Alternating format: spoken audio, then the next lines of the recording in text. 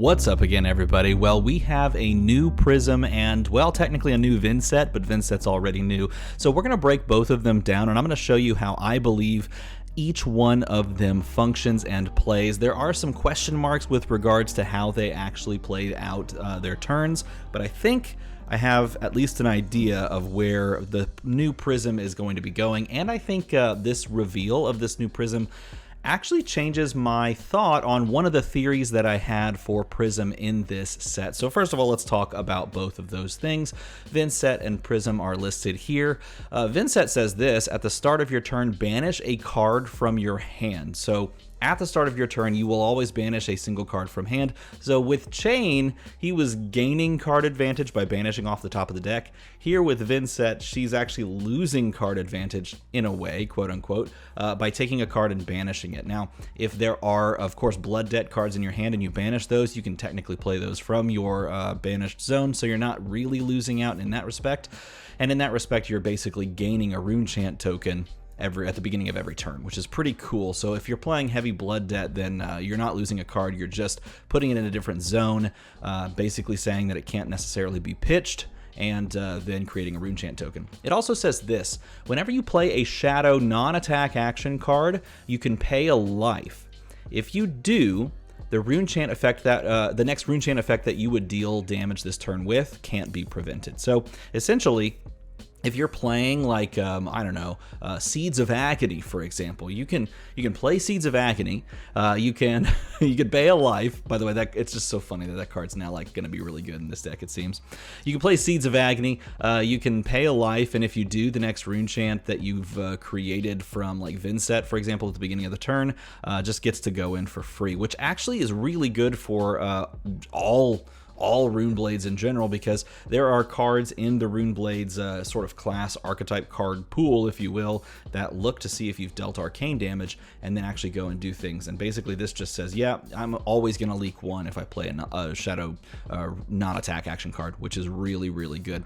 And so you can build her deck in what appears to be a couple of different ways, but we'll talk about her after we talk about Prism, because Prism gets really interesting. So this is a really fun card in that when they reveal this card, it makes you ask a lot of questions. And I think if you go down, at least the way my brain went, if you go down the rabbit hole a little bit, I think it makes sense after you dig a little bit. So Prism is a 4 intellect, 16 health hero. So she's at a -4. She's basically like Kano plus.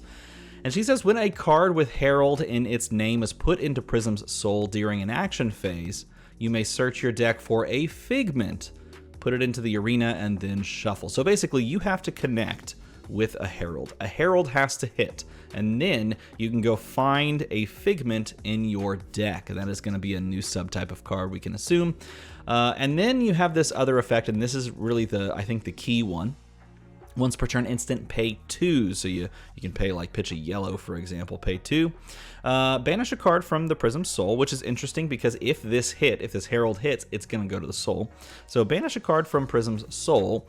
Awaken target Figment you control. Okay, so I'm literally, I have a setup here on the board. I'm going to throw down to the top-down camera. I'm going to kind of show you what I think this functions like. All right, so I've drawn a sample hand here that I think we can use to maybe illustrate what this new Prism can do. Shout out to Dragon Shield for sending me out the wonderful Luminaris Celestial Fury rainbow foil inside the sleeves. If you want to check out what this actually looks like and what, getting the Dragon Shield sleeves actually gets you, check out my previous video. And let's pretend that this is the new Prism Advent of Thrones, because I don't have that card yet, as it was just spoiled, so we'll just use that as a stand-in. So this is how I feel she's going to function, and it makes some sense in my brain, and this is a great hand to kind of exemplify how this could function. So we would start this turn off by attacking with Wartune Herald for 7. This is the red, and this pushes 7 with no go again.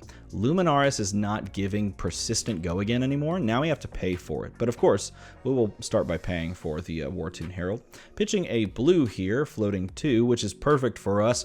And it's interesting because now that we don't have the requirement of pitching a yellow, we can actually build a little bit more of a blue, yellow, red hybrid deck. Things are a little bit more open.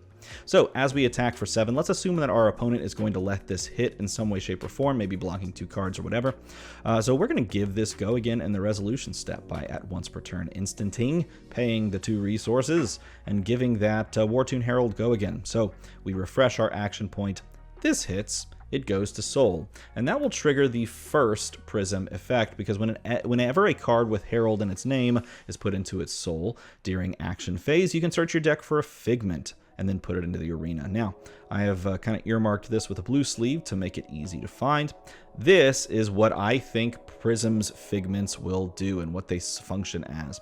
I think that they are just a reimagining of the Invoke mechanic. So the way Invoke functioned for Dromai and functions for, well, this exact card, Soraya, which was a legendary in the Dynasty set, is that they, in order to invoke these, they had to kind of be placed on top of something. For dragons, they were placed on top of Ash. For this Soraya, they were placed on top of a Spectral Shield.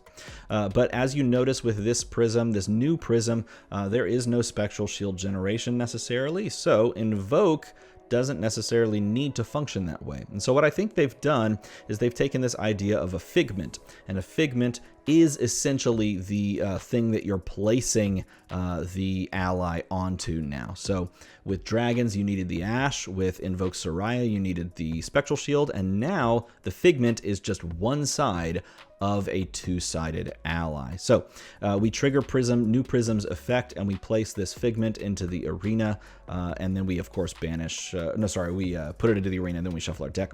Because then what we're going to do is use the second effect, which will pitch 2 resources, in this case a yellow, to banish a card from Prism's Soul, the War-Tune Herald that hit. And then we will awaken target Figment you control. And this is where things get interesting, because that word awaken as a keyword actually changes what I thought Prism was going to function like in this set, and I'll explain that in a little bit. But Awaken, in my opinion, is just going to be flipping over the 2-sided ally and it becoming an actual ally. And wouldn't you know it, if you do that, I'm going to assume that that's going to give, Awaken as a keyword as a go again effect. Wouldn't you know it, with our 1 card left in hand and a permanent ally that may not have Phantasm whatsoever, which is really dangerous on the board, it's going to cost you 2 to attack with this. So we can actually pay 2, the last card in hand, as a yellow, and attack for 4. A permanent that attacks for 4. And then we come to the reason why I think this whole thing functions this way, and why you are getting a 4 life deficit on this version of Prism. I don't think that these allies are going to have Phantasm. I don't think at all that these will be poppable. I think that this, this ally in general mechanic is they're going to be permanents on the field. And you actually just have to, as the opponent, have to deal with this 4 health, or whatever the health that whatever thing has been awakened is. So whatever angel is awakened onto the field, I think is actually going to be a permanent on the board that is not just easily blockable with a 6 to get rid of. And that is what makes the power level so strong that you need to give a 4 health deficit to Prism Advent of Thrones. And this Awaken keyword also brings up another kind of theory that I had that perhaps could be shot down in the idea of how this functions and just the idea of Prism in general. I pitched the idea that Prism was actually going to have 2 different versions. There was going to be the young Prism here called Advent of Thrones, but then the other Prism is called Awakener of Soul. The keyword awaken is literally going to be baked onto these Figments, in my opinion, and therefore I actually think I'm wrong about that, and I think that Prism Advent of Thrones is just the name that they gave to the young Prism, and Prism Awakener of Soul is just the same effect, the same hero, essentially just with maybe even new art. You could even just give this new art, but the same effect, and they just needed a different subtitle. But both are functioning to try to bring these permanents on the board that can't very easily be dealt with, and can't like slam on the board but then just get immediately popped. So they slam on the board and they stick there, and awakening basically soul, or awakening all of these actual angels is the hook of Prism in this set. So my opinion is changed now. I don't think there's going to be 2 Prisms. I think there's going to be 1. But this is how I think Prism is going to function, and it makes a ton of sense if so as to why she's losing the health. It makes a ton of sense as to why these why the Luminaris, for example, isn't just persistent go again, because think about how much more powerful it would be if you just had normal Luminaris and you're making things that can't just simply be popped. So this is where I think that we're going with Prism, and I think it's going to be a really big deal. Now, as far as Vincet is concerned, I think it's really interesting the way they took this compared to Chain. Whereas with Prism, we have like the same sort of cards, right? Like, for example, Heralds, but they're functioning to build angels. Vincet can be played with the same card pool, but in a completely different manner, simply because we don't have the immediate access to go again, which means that if you're looking at this functionally, like at the start of your turn, you can banish any card from your hand, and if you do, it creates a Rune Chant token. So we essentially are saying, okay, you can play a 3-card hand. At the start of your turn, you can get rid of a card, so you're playing a 3-card hand and gaining a Rune Chant token, and then you could play Rune Chant generators and just pump out a ton of Rune Chant tokens. So you can play Vincet very defensively, just on the face of it, without knowing anything else, right? You can also just choose not to banish a blood debt card. You could banish something else from your hand and not incur blood debt over time. You can also look at her second effect that says whenever you play a Shadow non-attack action card, you can pay a life, and if you do, you stop the Rune Chant. So you could play her in a way without necessarily the go again effects, but maybe you could with like Meet and Greet, for example. You can play her a little bit more aggressively in that respect by forcing through Rune Chant damage and guaranteeing that you do some cool tricks. Like, for example, if you force through a Rune Chant and then you play Rattlebones at instant speed because you dealt arcane damage, then all of a sudden you get the action point back, right? And so you can kind of go a little wide.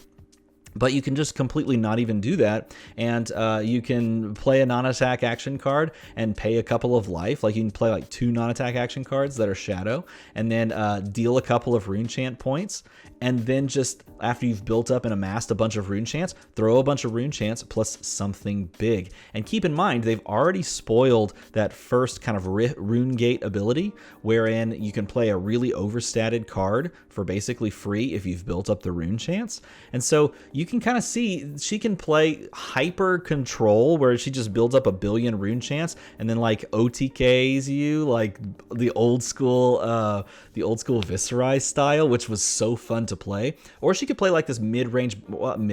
She could play like this back and forth game where like she takes a couple of turns to be defensive and then like builds up Rune Chants over that time by banishing a card, perhaps cards that she can use later. But after she takes a couple turns to be defensive, maybe block 2, banish a card, and then swing the weapon for free.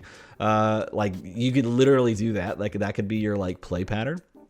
And then after, maybe not swinging the weapon so you don't get rid of the Rune Chants, but you could build up a couple Rune Chants on a turn and then swing a big attack plus a couple of Rune Chants, which is really, really cool. I think she, on the face of it, seems like, wow, this is going to suck. But the more you think about it, the more you realize that there are cards that she has access to that in the Shadow Runeblade pool and in the Runeblade pool and possibly what's coming, we've already seen with the Rune Gate mechanic, that allow her play style to be really wide open and really flexible. So I'm curious to see if that's correct or if I'm just kind of spitballing here. Let me know what you think about both of these heroes in a comment below. If you think I'm right on with Prism, tell me down in the comments. And if you think that the whole Awaken mechanic or the Figment mechanic functions differently, let me know what you think in a comment below. I would also say this: I don't necessarily know if Figments are going to do anything beside be an innocuous blocking card that could pitch. Like maybe you can pay for something like to slam them down. Like if you draw a hand of Figments, maybe you can pay like the resource cost that's put in the top to actually just establish a Figment on the board. And then you can just wait around and then take a turn to transform a bunch of Figments. That might be functional. Or maybe Figments are just another detriment where like they block, they pitch, like a Mentor, for example. They block, they pitch, but you can't like pay to play them out, or something like that, right? I want to know what you think in a comment below. I'm really excited to find out how this all functions, and I think we're coming pretty close to it. We're gonna be getting closer and closer to the spoiler season, so I'm crossing my fingers we get some answers soon. Hey, if you enjoyed this video, let me know by pressing a button, because that's cool. Buttons are cool. As always, thanks for watching.